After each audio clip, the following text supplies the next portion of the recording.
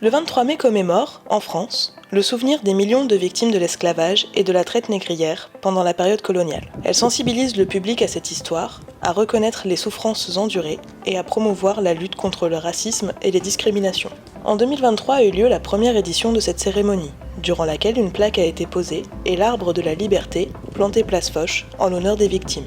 Le groupe Hibiscus était présent et a proposé des danses et des chants. Il sera de retour pour cette édition 2024 avec le collectif NSM Street Art qui proposera une exposition sur le thème de l'esclavage à la suite de la cérémonie.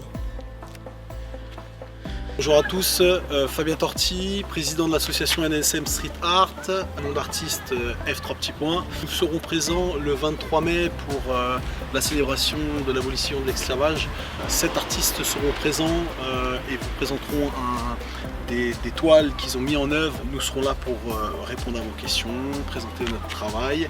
Nous effectuerons un live painting sur une toile de 2 mètres où tous les artistes participeront.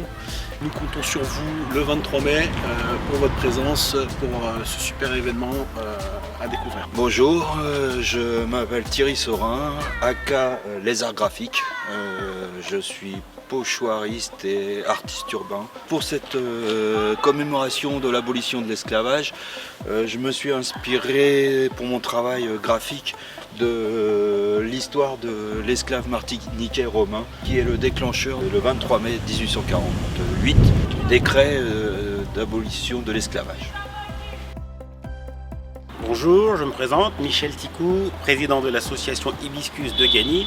Nous allons participer à la commémoration des victimes de l'esclavage et cette année, par rapport à l'année dernière, nous allons travailler avec l'école Victor Hugo sur une chorégraphie préparée par Pauline avec ses élèves après l'explication aux élèves de l'abolition de l'esclavage. Nous avons amené un petit peu de détails dans sa chorégraphie, nous avons amené des costumes, nous avons amené des instruments pour que ce soit plus parlant.